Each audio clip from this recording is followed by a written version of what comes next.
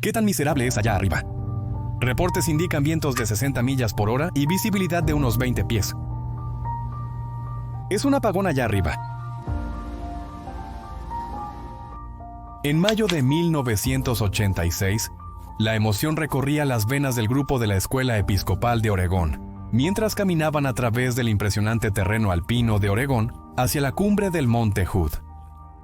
Pero este grupo de 20 poco sabía que lo que comenzó como una emocionante excursión anual se convertiría rápidamente en una serie de eventos cada vez peores, culminando en una tragedia desgarradora que sacudiría sus mundos hasta el núcleo.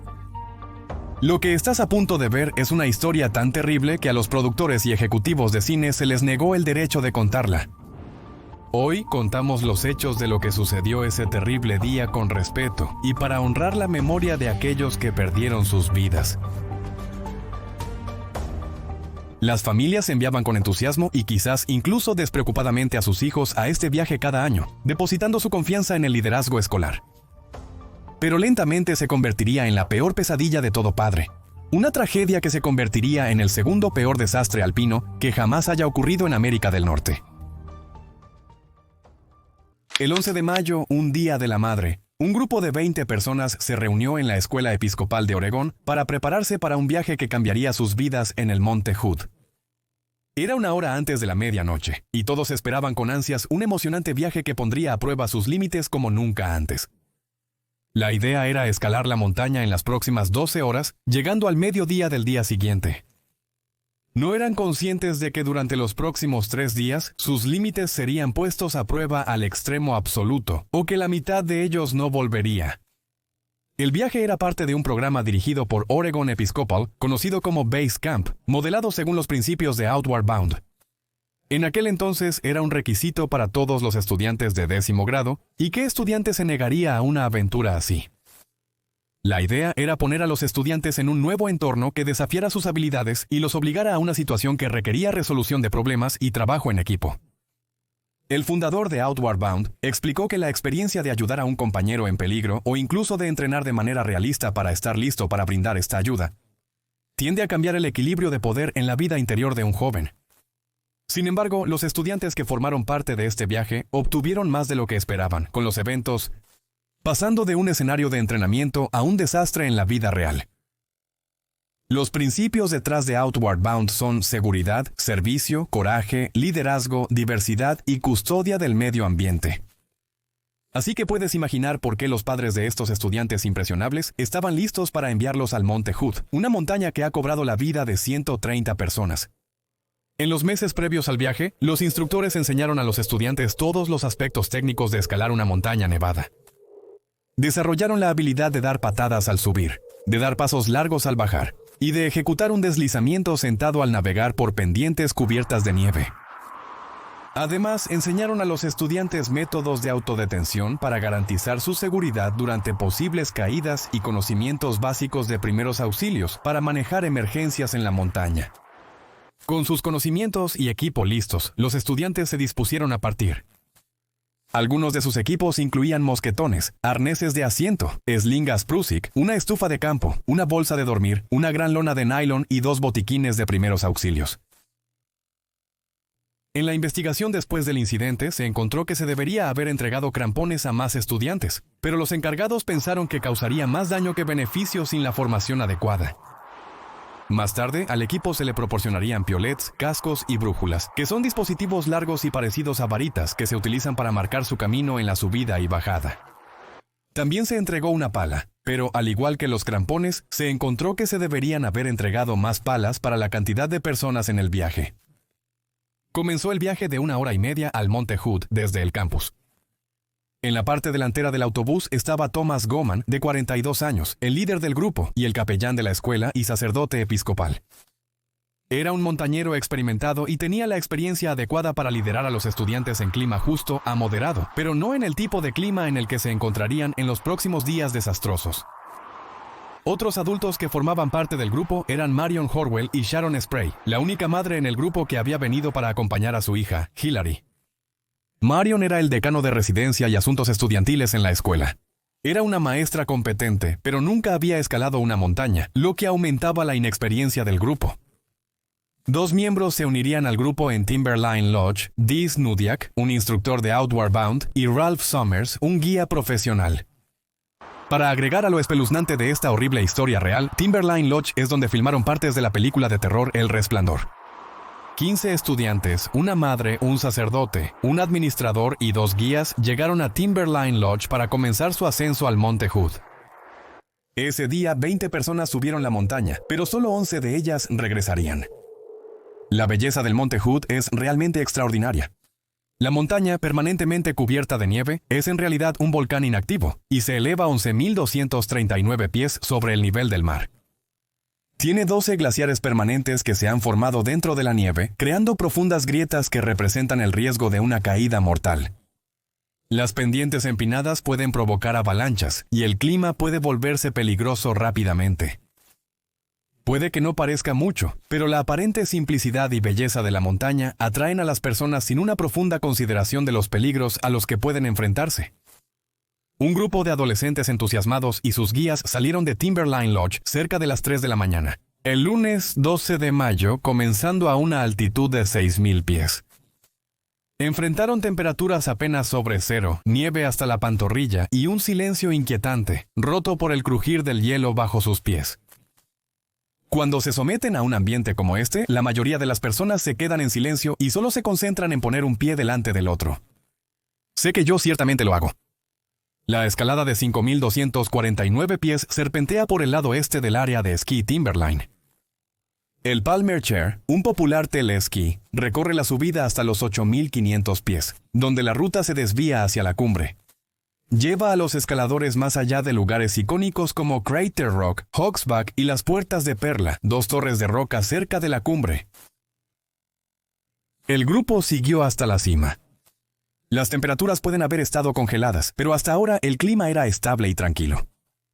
A pesar del pronóstico de condiciones terribles, Thomas Gorman, el sacerdote y líder del grupo, decidió que la escalada se podría completar con seguridad antes de la llegada del mal tiempo.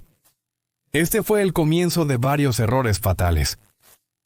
A medida que se acercaba el amanecer, muchos de los escaladores comenzaron a tener dudas sobre continuar, pero Gorman les instó a seguir adelante.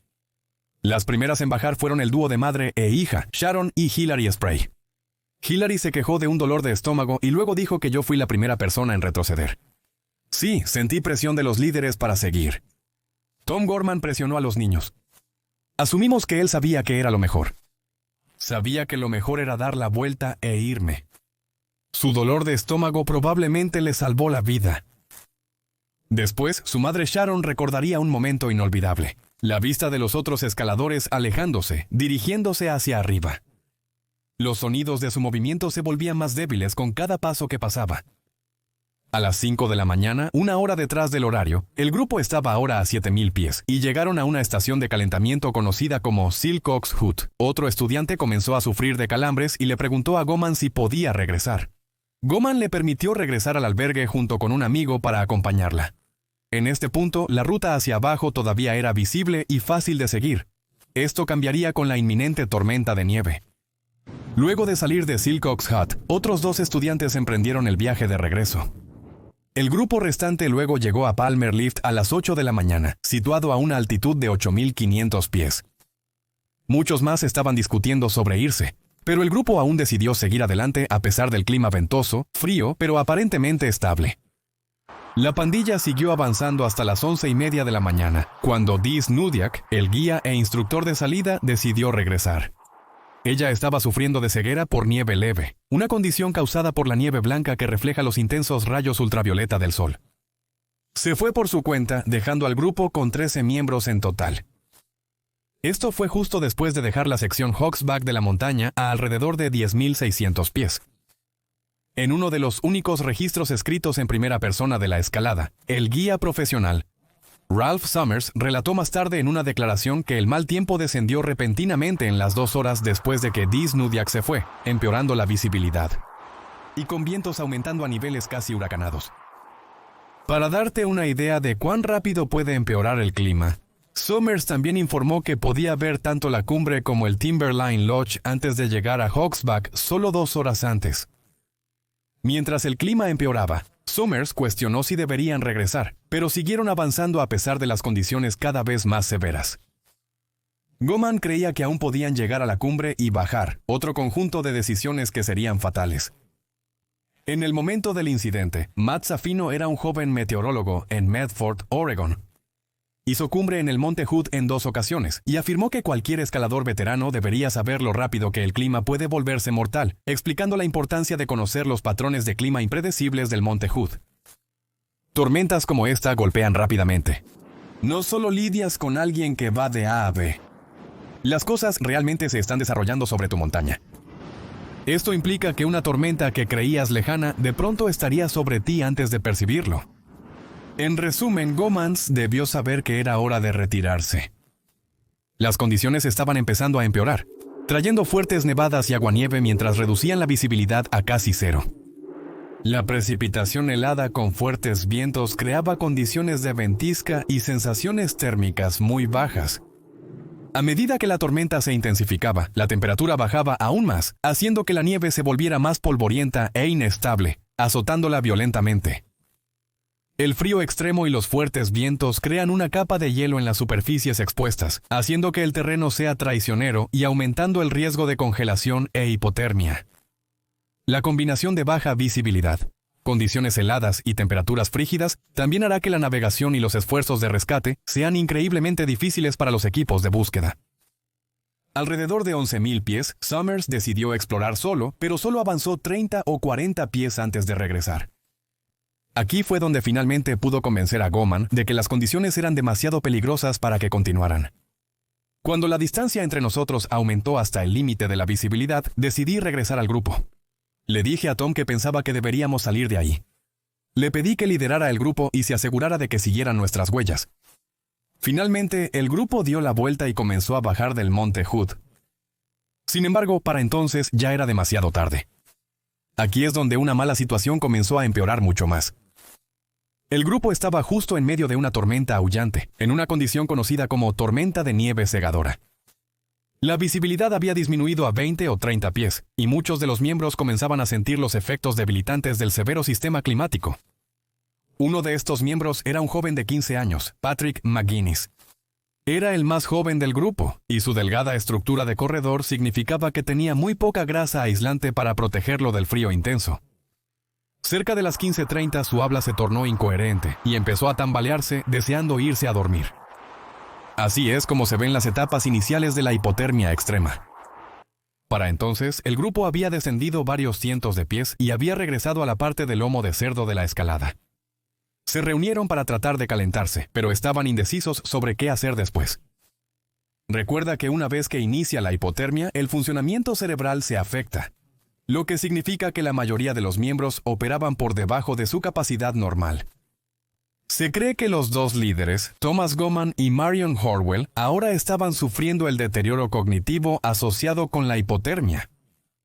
Esto hace que las próximas acciones sean aún más heroicas y reflejen los mejores valores de los ideales del campamento base.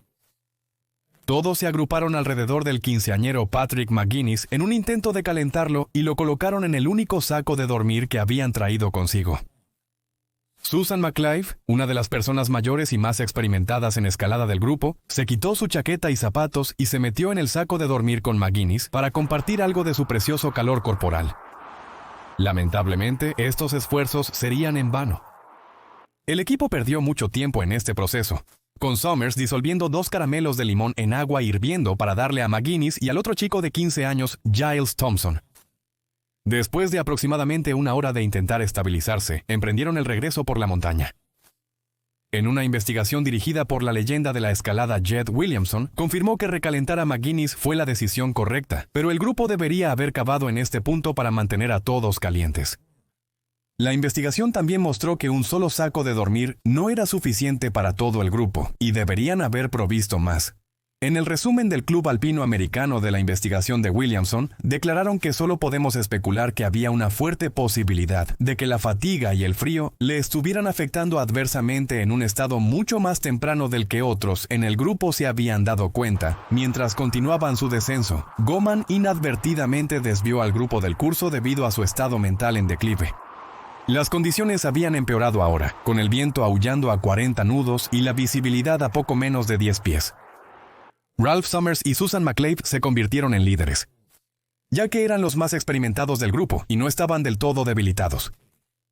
Ahora fuera de curso e incapaces de retomar su rastro, el grupo continuó intentando bajar la montaña lo mejor que pudieron. Sin embargo, ahora se dirigían de lado a lo largo de la cara de la pendiente en lugar de ir directamente hacia abajo. Mientras avanzaban, Summers notó una grieta en la nieve que indicaba que estaban cerca del borde de un glaciar. Los glaciares son un boleto de ida para quedar atrapado entre una roca literal y un lugar difícil con nieve a tu alrededor. Summers, en su declaración tras la escalada, enfatizó lo que les indicó al grupo que hicieran después. Recordé al grupo que siguieran mis pasos y no pisaran la grieta. El grupo fue guiado más allá de la grieta, pero eventualmente se encontró con otra. Estaban cerca del borde del glaciar a 2.500 metros.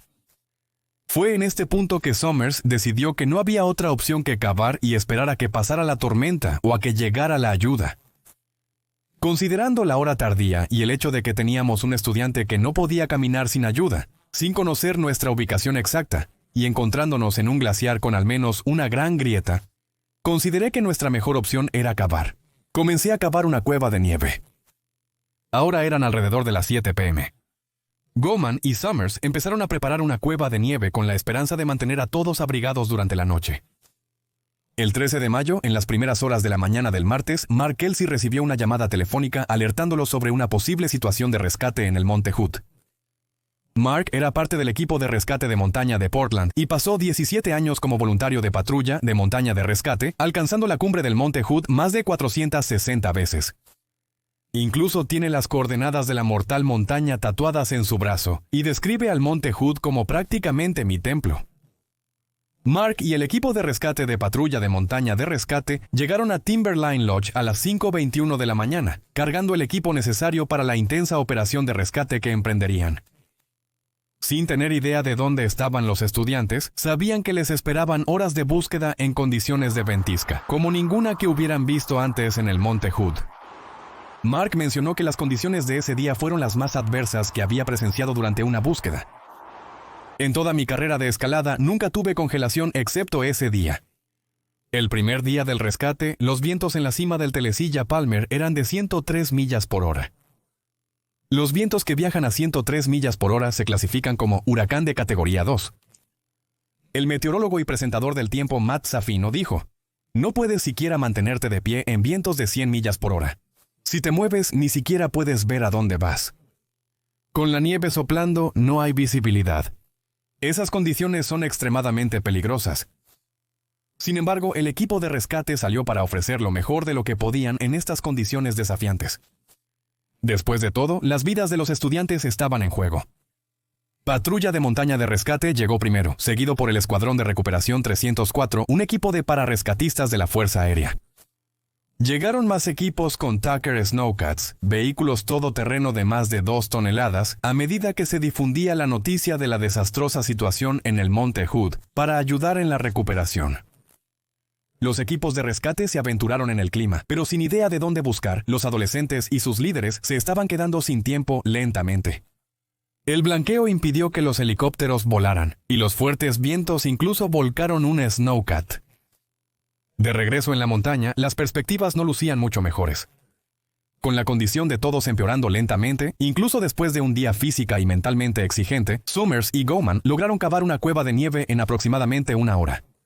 Sin embargo, el espacio del suelo medía aproximadamente 6 pies por 8 pies, y tenía solo 4 pies de altura. 6 personas podrían caber cómodamente en esto, pero el grupo necesitaba apretar a 13 almas en este pequeño espacio. Uno a uno, el grupo se adentró por la pequeña apertura, apretujándose a lo largo de las paredes de la improvisada cueva. Ya adentro surgieron nuevos retos. Las paredes comenzaron a derretirse debido al calor corporal, por lo que cualquiera en el centro de la cueva estaría sentado en un cuenco helado de agua congelada. Para empeorar las cosas, la claustrofobia indicaba que el aire se agotaba rápidamente. Un sobreviviente relató luego cómo todos entraban en pánico por la falta de aire. Mientras el pánico invadía al grupo, se turnaron para mantener abierta la entrada de la cueva, permitiendo la circulación de aire y evitando quedar sepultados por la nieve que caía sin cesar. Goman pasó gran parte de la primera noche fuera de la cueva bajo la tormenta. En algún momento, el viento se llevó la pala y el saco de dormir, creando una situación inmanejable. Con la esperanza menguando y todos cayendo en desesperación, Summers decidió que se necesitaba un nuevo plan de acción. Le pidió a Goman que contara hasta 10, y Goman no pudo hacerlo. Determinó que tenía que irse e intentar encontrar a los rescatistas. En su declaración, escribió: "La única oportunidad de mantenerse vivo y obtener ayuda para el grupo era salir y seguir caminando". Una estudiante llamada Molly Shula se unió a él, y la pareja desapareció en la ventisca, dejando a 11 miembros atrás en la cueva congelada. Mientras Molly y Summers descendían, encontraron la pala tan necesaria que había sido arrastrada por el viento, pero sabían que volver ahora sería fatal para ambos. Continuaron avanzando, deslizándose por las empinadas pendientes del monte Hood, sobreviviendo con los últimos vestigios de esperanza que les quedaban. En un golpe de suerte insano, Ralph Summers y Molly Shula llegaron a Mount Hood Meadows Lodge, un complejo de esquí aproximadamente a 2 millas al este de Timberline Lodge y a 3 millas al sureste de la cueva de nieve. Se habían desviado mucho del curso, pero lograron salvarse de todos modos. Lamentablemente, 11 personas seguían atrapadas en la cueva de nieve colapsada, a miles de pies de altura. Sufriendo de agotamiento y acabando de salir de un deslumbrante blanco, Summers y Shula no pudieron dar a los rescatistas una ubicación sólida de la cueva de nieve. Los 11 en la cueva aún pasarían otros 2 días luchando en las condiciones claustrofóbicas. El resumen del Club Alpino Americano dijo, simplemente, que los eventos de los próximos 2 días involucraron un intento prolongado y valiente por parte de los estudiantes para mantener la cueva. No hay una imagen completa de lo que sucedió en la cueva durante los próximos 2 días, y probablemente es mejor que los últimos momentos horribles del grupo que falleció en la cueva no salieran a la luz. Se estima que el martes por la noche, Alison Litzenberger reunió la fuerza y el coraje para salir, lo que provocó que Aaron O'Leary y Eric Sandvik la siguieran. La misma noche, la búsqueda de rescate se canceló a las 9 de la noche debido a la baja visibilidad y las duras condiciones.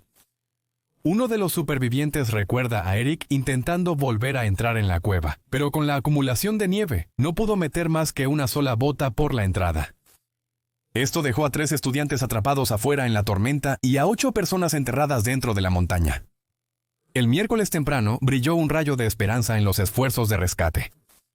El clima se despejó a las 2 ante Meridian, permitiéndoles evaluar mejor la situación. El grupo de Mark Kelsey se refugió en un gato de nieve y subieron la pendiente desde Mount Hood Meadows, siguiendo una ruta similar a la que descendieron Summers y Molly. Justo después del amanecer a las 5:45 de la mañana, Kelsey y su equipo confirmaron algunas de las peores noticias imaginables. Observaron 2 puntos negros en el cañón del río Blanco. Al inspeccionar, descubrieron que eran Alison Litzenberger y Aaron O'Leary. Kelsey dijo que estaban en posición fetal, uno justo encima del otro, los dos al pie de la colina. No en posición como si hubieran caído, sino acurrucados para mantenerse calientes. Sus temperaturas corporales eran muy bajas para sobrevivir a la prueba. Alrededor de la misma hora, un equipo diferente de rescatistas descubrió un tercer cuerpo, el de Eric Sandvik. Después de luchar para volver a la cueva durante lo que debieron haber sido horas, Eric se desplomó en la nieve. Sin refugio en lo peor de la tormenta, no había forma de que pudiera sobrevivir. Estaba prácticamente sobre sus compañeros, pero los rescatistas no podían saber si la cueva de nieve estaría justo debajo de su cuerpo. Kelsey llamó a un helicóptero para recuperar a los que habían encontrado y continuaron buscando la cueva de nieve. En una cruel falta de comunicación, el helicóptero pidió a la base preparar oxígeno caliente. Esto hizo creer a muchos que los cuerpos recuperados aún vivían.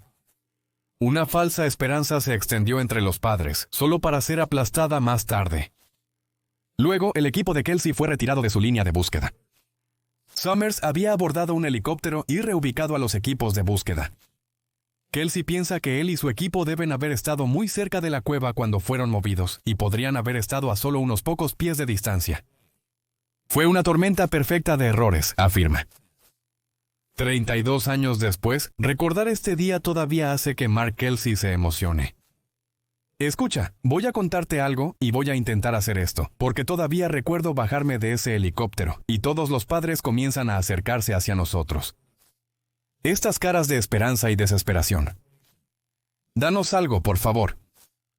Y tener que no decir nada, eso fue duro, porque esas personas solo querías decirles, abrazarlos, hacer algo, pero no se nos permitía.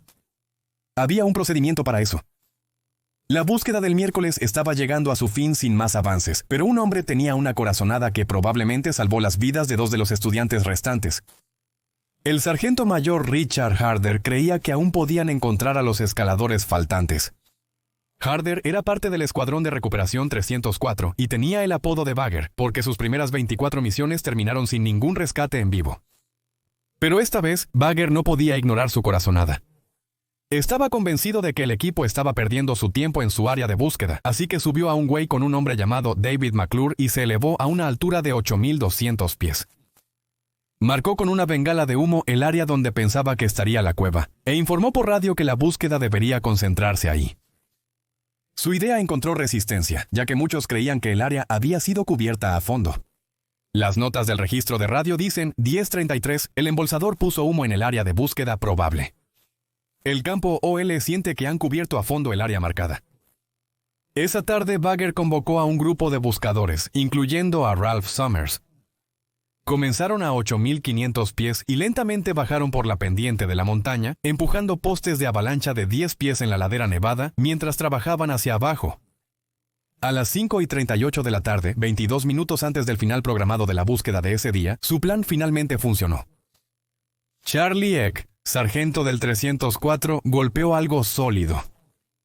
Todos comenzaron a cavar frenéticamente y de repente fueron golpeados por un olor terrible. Esto significaba que estaban en el camino correcto. Pierre Bustanovi del Consejo de Rescate de Montaña de Seattle dijo que uno de los PJs metió la cabeza, olió el vacío y dijo que tenía un mal olor. Esto nos indicó que estábamos en el blanco, y pronto oímos gemidos desde la cueva principal.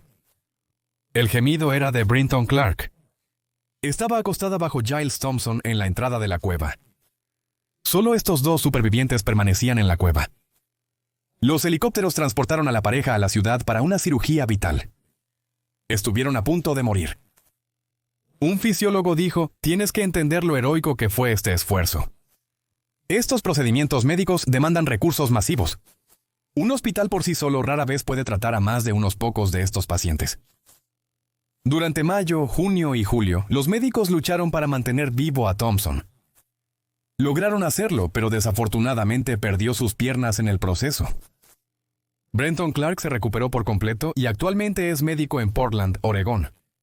Al igual que muchos sobrevivientes de esta prueba, ella dedicó su vida a tratar de sanar a otros. Lorca Smetana, uno de los escaladores que se fue antes de que llegara la tormenta, dijo: ha sido mi trabajo desde el Monte Hood reclamar de alguna manera la alegría junto con el dolor, volviendo siempre a la compasión, a la resiliencia, llegando a la paz, reparando, adaptándose, haciendo el trabajo.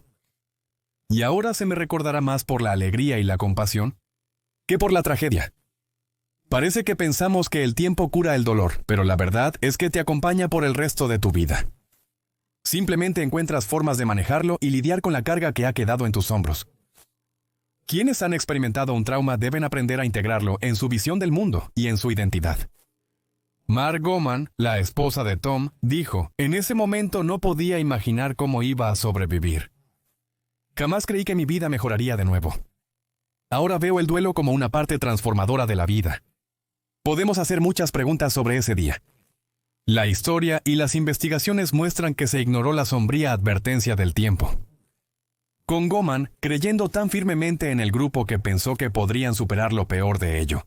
Hubo muchos puntos en los que el grupo debería haber dado la vuelta, pero el deseo de alcanzar la cumbre era mayor que la inclinación a ser cauteloso.